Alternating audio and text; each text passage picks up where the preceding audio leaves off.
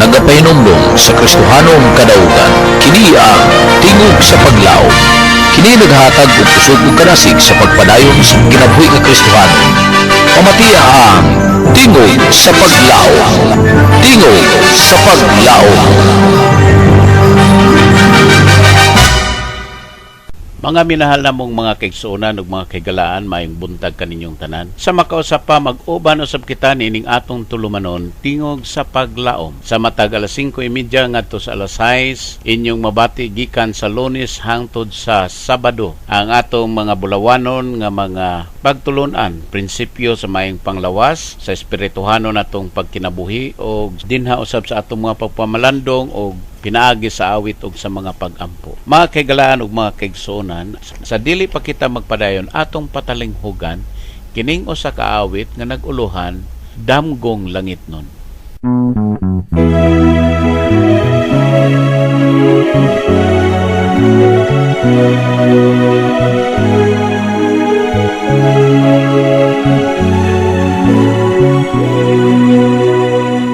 Unsa ikaw karon, ikaw mauugma, kay ang gipugas mo maani mo niya. Pili ang dalan, subayon mo, aron di ka magbasol sa kaugmaon mo. Damgong langit nun, pangandoy ko, langit nung kalipay, maangkon mo, kahadlok mawala, pahiran ang luha, kasubanan mahalaw ang tanan.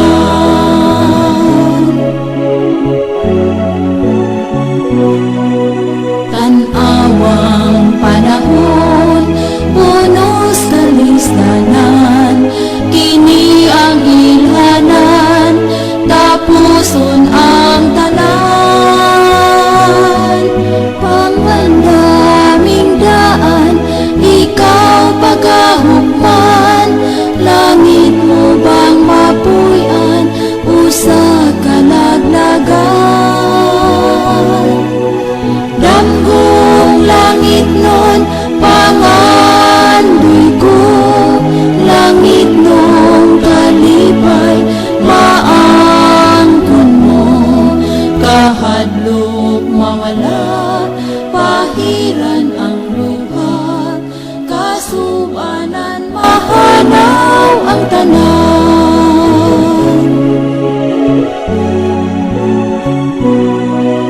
Akong hangyoon ang matagusa sa pagduko sa inyong mga ulo alang sa atong pag-ampo. Ginoong Diyos, sama namo nga naka sa mga langit, salamat kayo sa imong pagpakig-uban kanamo. Salamat Ginoo sa maayong kabuntagon nga diin kami imong gipukaw gikan sa imong katulogon. Salamat Ginoo nining adlaw nga kami makaambit na usab sa imong mga panalangin. Ginoong Diyos, among itugyan ang among kaugalingon diha kanimo. Hinaot nga ang grasya ni Ginoong Hesus maania kanunay kanamo, o ang gahom sa balang espiritu mag-aabri sa among mga kasing-kasing o hunahuna alang sa pagpamalandong sa imong mga pulong. Panalangin ni Ginoo ang among mga kaigsuonan nga adunay mga negosyo, kapadayon Ginoo sa pagsuportar sa imong buhat samtang kami nagapaabot sa imong pagbalik. Ginoo, pasayloa kami sa among masala ug among madawat ang imong bendisyon. Pinaagi sa ngalan ni Ginoong Hesus nga among maluluwas. Amen. Mga kaigalaan ug mga kaigsuonan, ang atong pagtuon ni ining kabuntagon masintro sa usa ka damgo. Usa ka damgo nga gisulti sa kagahapon mahitungod sa karon nga panahon. Usa ka absent-minded scholar nga nagsakay sa usa ka tren o sa higayon ni ana na natingop ang iyang panahon dinha sa iyang pagbasa. Ang usa ka konduktor biduol kaniya og nangutana og nangayo sa iyang titik. Ang scholar nabaw o kap-kap sa iyang packets tungod kay nawala ang iyang ticket. Gisige niya susi ang iyang mga bag, wa gyud dito ang iyang ticket. Ug daw sa nalisang siya. So ang usa ka konduktor nga maayo pug kayo ang iyang pag-deal sa maong pasahero, Miingon siya ngadto sa pasahero, "Never mind, sir. Og imo manggaling to makit-an, ipadala lang to ngadto sa among kumpanya." Nakasiguro mi sir nga naag na nimo. Apan ang scholar nga pasahero murag na panik nga misulti ngadto sa konduktor. Matod pa niya, "Wa lang gyud ka kasabot. Kinahanglan nga ako ning pangitaon gayon. Kay gikinahanglan ako ang ticket. Kay didto sa mong ticket, didto nasulat ang dapit nga diin akong pag-adto." Niadtong pipila ka mga tuig, bata pa ko niadto ang akong nabati nga popular kaayo nga panghitabo. Mao kadtong unang pagtaak sa tao ngadto sa bulan. Sama nila ni Aldrin, ni Armstrong o ni Collins. Gani nga niadtong miaging semana, si Neil Armstrong mitaliwa na. Ngawagan ni siya masayod og asa padulong kining atong kalibutan. Nagpailala mang mga kaygalaan nga ang ugma walay kasiguruhan. Ang mga tao daw nangalibog, sila nangatingala og unsa gayud ang mahitabo sa kalibutan. Apan akong isulti kaninyo mga kaygalaan ug mga kaigsuonan. Dili kita angay nga matingala, dili kita angay nga mabalaka. Nakadawat ako og mga text dinhi nga gustong magpakisayod og unsay mahitabo sa kalibutan. Karon mga kaygalaan atong isentro ang atong hunahuna. Mga 2,500 ka mga tuig ang milabay. Ang karaang hari dunay damgo nga naglatid sa kasaysayan sa kalibutan. Ang mga scientist nag-ingon nga kitang tanan managdamgo sa makadaghan nga higayon sa matag gabi. Apan kasagaran sa atong mga damgo dili nato mahinumduman. Usa sa the most remarkable dream ever recorded in the history nahitabo usa ka gabi kapin sa 2,600 ka mga tuig ang milabay didto sa gingharian sa Babylonia. Kini nga damgo na record ni siya dinhi sa Biblia o gisulti kini siya sa usa ka tawo nga diin naka-eksperyensya og nakasinati gayud niini nga damgo. Og ang libro sa Daniel kapitulo 2 nagsulti kanato sa usa ka kasinatian sa usa ka tawo nga nagdamgo, usa ka powerful nga hari nga mao si Nebukadnesar nga dili makarecall na og unsa ang iyang gidamgo. Siya nasayod niini nga kini mo dili usa ka ordinary nga damgo. Siya nasayod nga mysterious kay ni siya nga damgo. Kinahanglan siya niini og usa ka insakto gayud nga paghubad og tinuod na hubad ni siya. Unsa man ang kasinatian mga kigalaan nining panahon na. Okay. Sa ikaduhang tuig sa paghari ni Nabucodonosor, samtang siya dito sa iyang higdaanan, siya naghunahuna hangtod kano sa magpabilin ang iyang gingharian. Unya kining hari sa sayo sa kabuntagon gikan siyang pagkatulog nga anaa nga kagubot sa iyang hunahuna. Og ang hari gustong masayod niini og sa iyang matawag nato nga interpretation. Ang tinuod doon na siya mga astrologers, doon na siya magicians, nakalain-lain nga mga salamangkiro o mga manalag na usab o nakasiguro siya tingali nga mahimo ni siyang ma-interpret o ma-describe siya og unsa ni siyang maundamgo. Bisan sa kasayo sa kamuntagon, iyang gi panawag kining iyang mga sinaligan sa korte. Ato ni siya mabasa din ha sa Daniel kapitulo 2 versikulo 3 gingon, og ang hari mingon kanila, ako nagdamgo sa usa ka damgo ug ang akong espiritu nasamo nga buot magpakisayod sa damgo. Kining mga tawo nga dinha siyang palibot gusto nga magpakita gayod nga sila makasulti sa ugma, nga sila makatag-an kung unsa ang damgo, apan sila wala makasabot ipasabot niini. Kung dili ang nahitabo mao nga sila nagingon. Dinhi sa Daniel kapitulo 2 versikulo 4 gingon, unya ang mga Kaldianhon misulti sa hari sa pinulungan nga Siryanhon. O hari, mabuhi ka sa walay katapusan. Isugid sa imong alagad ang imong damgo o kami magasaysay sa iyang kahulugan. Nining panahon na mga kaigalaan, kining maong mga salamangkiro, kining mga sorcerer, kining mga nagpatagna-tagna, nagpakita gayud sa kakumpiyansa sa ilang kaugalingon at tubangan sa hari nga gikapuyan na sa ilang mga nagkalain-lain nga mga pasakali. Busa ang hari mingon. Dina sa Daniel kapitulo 2 versikulo 5 ug 6 gingon, ang hari mitubag og mingon sa mga Kaldianhon, ang butang mibiya kanako kung kamo dili magpahibalo kanako sa damgo og ang kahulugan niana kamo pagawatas-watason og ang inyong mga balay himuon nga pundok sa kinalibang. Apan kung ipahibalo ninyo kanako ang damgo ug ang kahulugan ni ana, kamo makadawat gikan kanako mga gasa ug mga balos ug dagkong dungog.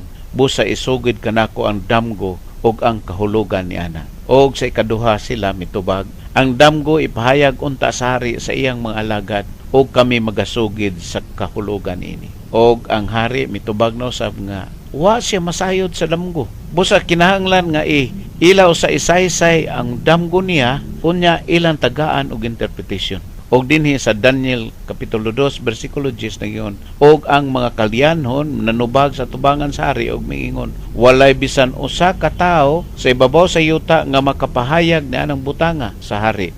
Kay sanglit walay hari ni agalon ni punuan nga nangutanan ni anang butanga sa mga mago kon inkantador kon kalyanhon. Og may usa ka butang nga talagsaon ang gipangayo sa hari, og walay bisan kinsang lain nga arang makapahayag niini sa tubangan sa hari, gawas ang mga Dios kansang puloy-anan wala sa unod. Nini nga kahimtangan nasuko pag-ayo ang hari. Nalagot siya pag-ayo, busa iyang gisugo ang iyang mga sundalo nga gipanguluhan ni Aryok nga patyon ang tanan manggialamon sa Babylonia. O kini nga sugo gimantala. O sa laing bahin, si Daniel ug ang iyang mga kauban, sila naapil sa mga klase sa mga maalamon dinha sa gingharian sa Babylonia. Sa dihang dakpo na unta sila si Daniel, iyang gipakigistoryahan si Aryok, kapitan sa hari, dinha sa bersikulo 15 sa Kapitulo 2 mingon. Ngano man nga hilabihan pagkahinanali ang sugo sa hari. Unya si Aryok mipahayag sa maong butang kang Daniel. Og si Daniel misulod og naghangyo sa hari, nga hatagan unta siya og panahon og iyang sayran ang hari sa kahulugan. Og tod man gihatagan og panahon si Daniel, og si Daniel miadto sa iyang mga kaubanan nga sila si Sadrak, Misak og si Abednego. Og didto sila na nag-ampo sa Ginoo, nangamuyo sila sa Ginoo, naghangyo sila nga tubagon ang ilang mga pag-ampo nga ipadayag ang mga tinago. Unya ang tinago gipadayag kang Daniel, pinaagi sa usa ka panan-aon sa kagabion. Unya gidayeg ni Daniel ang Dios sa langit. Unya tungod niini nga mao nga panan-aon, si Daniel nagpasalamat kay sa Ginoo. Dinhi sa bersikulo 23 sa Kapitulo 2 giingon, nagpasalamat ako kanimo nga nagadayeg kanimo, O Dios, sa akong mga amahan, nga nagahatag kanako sa kaalam ug sa kagahom, ug karon ginapadayag mo kanako ang butang nga among gipangayo kanimo. Sanglit imong ginapadayag kanamo ang butang sa hari.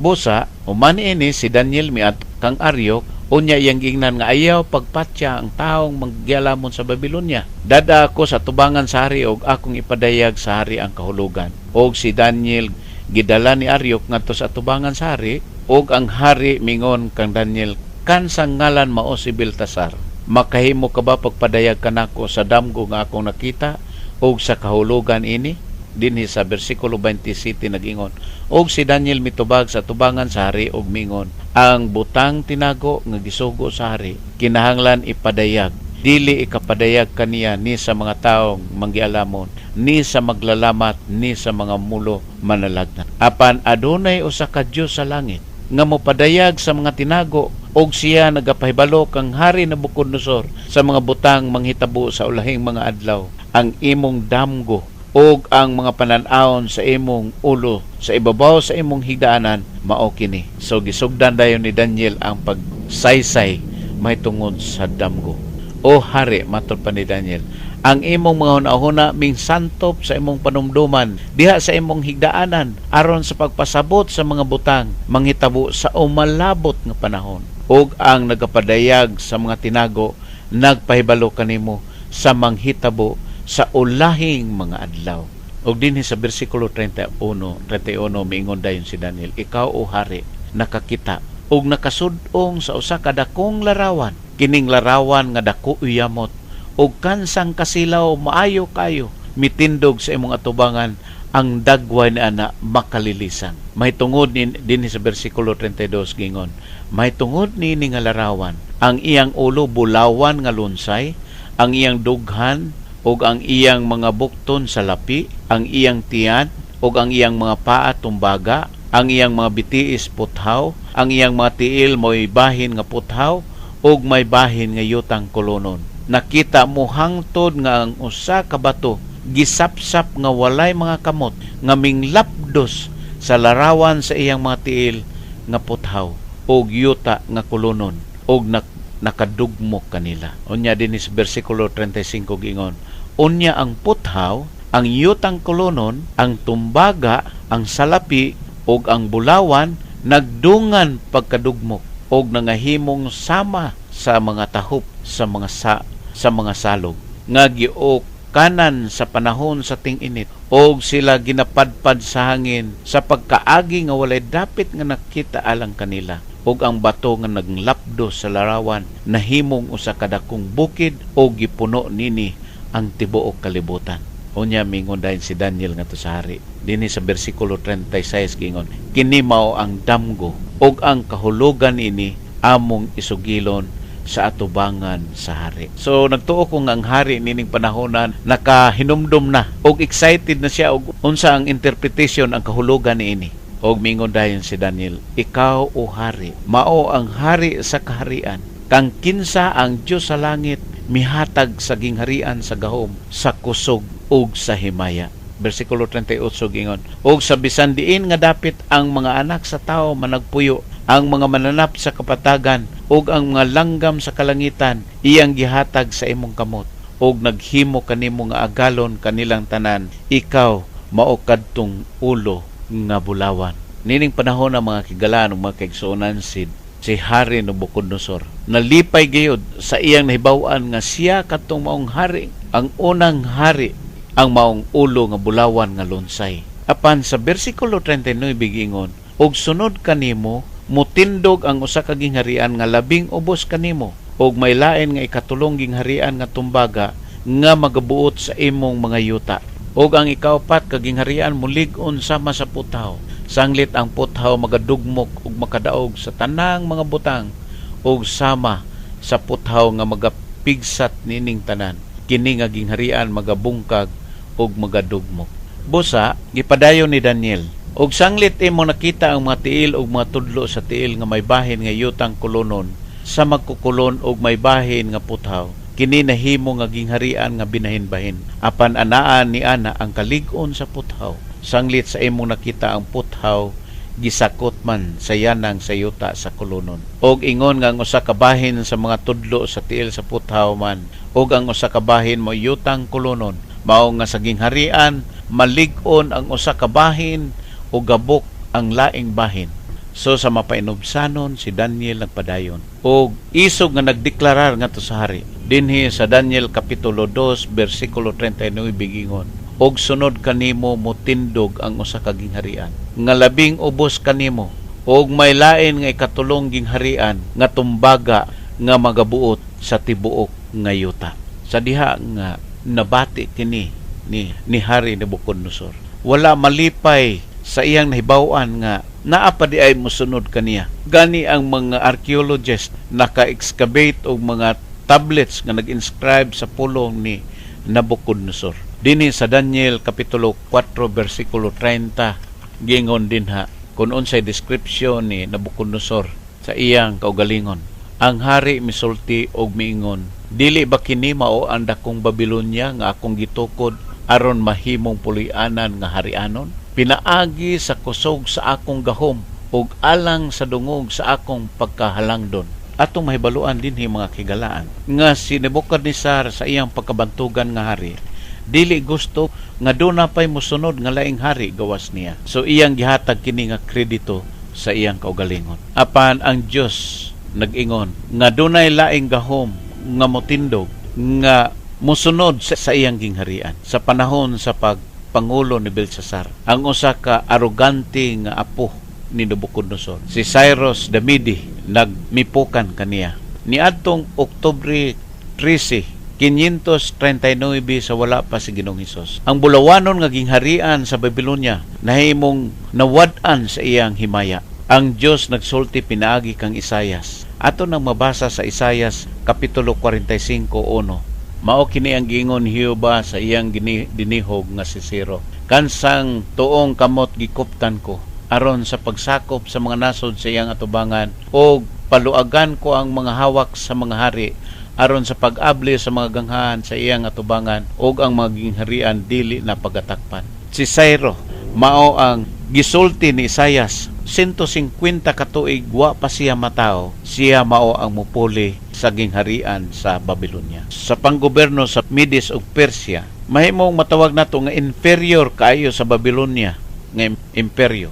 Apan kini siya maoy ni dumala nangulo sa tibuok Middle East for about 2 centuries, nga sumala sa gi-predict ni Daniel nga ang maong salapi aduna usab siya'y limitasyon.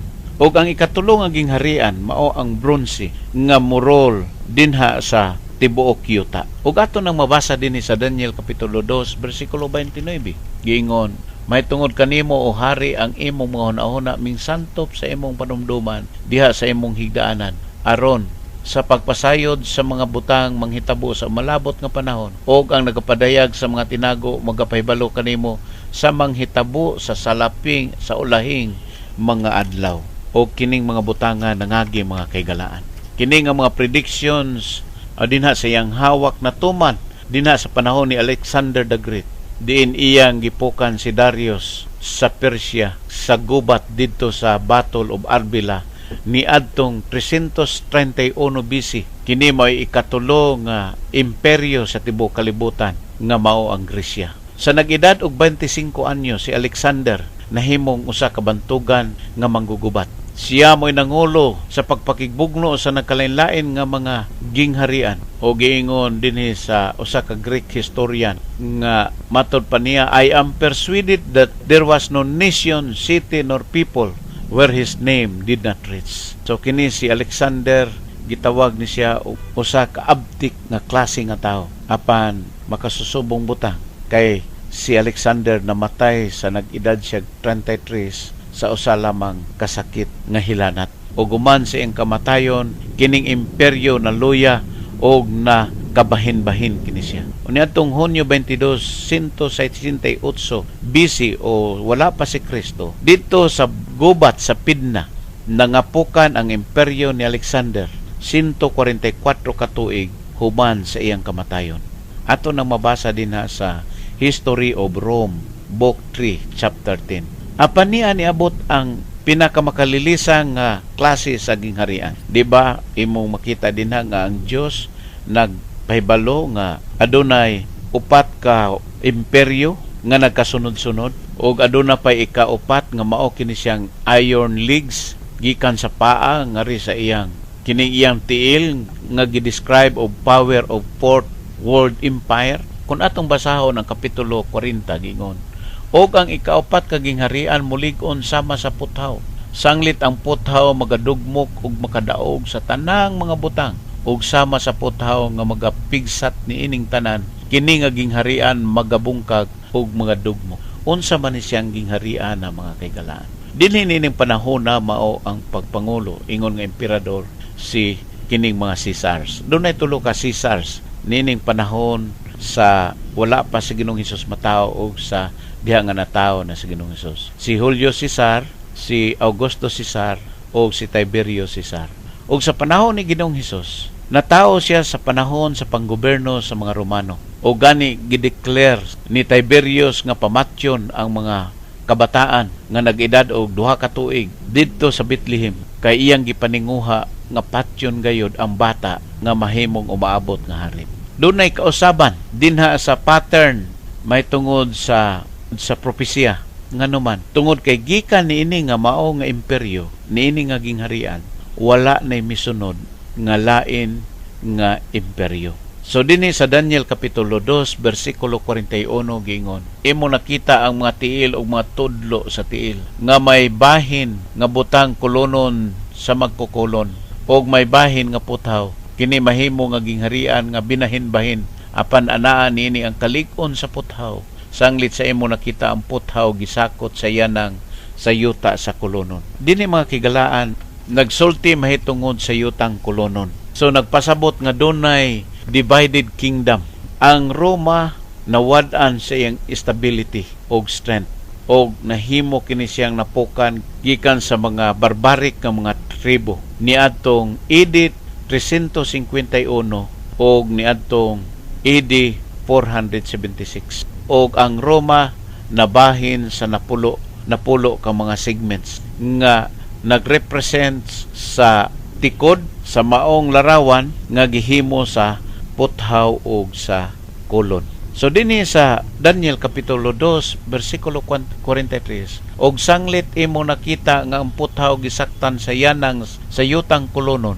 Sila mosagol sa ilang kaugalingon uban sa kaliwatan sa katawhan apan sila dili magakatapot sa usa-ug usa sama sa puthaw nga dili mosagol sa yutang kolonon. So dinhi mga kigalaan ang invasion sa mga barbarians ngadto sa Roma nakabahin-bahin sa imperyo. O kini nga division girepresent sa napulo ka mga tudlo nga dinha sa iyang tiil. Unsa man kining mga tribo nga diin nga nahimo sa diha nga nagkabuak-buak ang Roma. Mao kining Alamani nga mao ang Germany, Burgundians nga mao ang Swiss, Franks nga mao ang French, Lombards kining Italians, Saxons kining English, Suebi Portuguese, Visigoths Spanish, unya Heruli Ostrogoths. Ang Vandals nahimong nisagol sa ubang nasod sa ilang palibot. Ug ang Dios nagaproklamar nini nga mga kingdom, mga gingharian, apan ang tulo nahimong nawala ni sila. Sama ni ining Heruli, Ostrogoths ug Vandals. Wala na ni maipon sa napulo, naipon ni sa uban nga mga pundok o mga tribes. So ang proclamation sa Ginoo mao nga kining mga gingharian dili gayud magkausa. Tungod kay ang matag nasod nini dunay mga limitasyon. So ang Europa nabahin sila, wala sila magkakausa. Bisan og nagmingle sila sa ilang kaugalingon pinaagi sa intermarriages, wala gihapon sila magkahiusa. Dili gayud sila magkahiusa. Ilang himo nga ang Roman Empire mobalik pag-usap apan kini wala magdugay. Tungod kay ang puthaw ug ang kolon dili gay kini sa magkausa. Sama nila ni Charlemagne, siya napukan. Sama ni Charles V, siya napukan. Si Louis XIV napukan gihapon, si Napoleon napukan, si Kaiser Wilhelm napukan, si Hitler napukan gihapon. Nangapildi sila gikan sa ilang mga pagpangulo. Unsay giingon sa Ginoo, dili gayud sila magakasagol. Ang tinuod na predicted nga ang Rome ni succeed gikan sa nagkalain-laing mga nasod apan kawang gihapon ug pakyas gihapon ang tanan. Unsa may nahitabo human niini? Daniel 2 bersikulo 44 ug 45 giingon, og sa mga adlaw ni anang mga haria ang Dios sa langit magatukod og usa ka gingharian nga dili gayud malumpag, ni ang gahom ni ana mahibilin sa lain nga katawhan apan kini magadugmok og magaut-ot nining tanan nga mga gingharian og kini molungtad sa walay katapusan. Og dinhi sa bersikulo 45 giingon, sanglit ingon sa imong nakita nga gikan sa usa ka bukid gisapsap nga walay kamot ang usa ka bato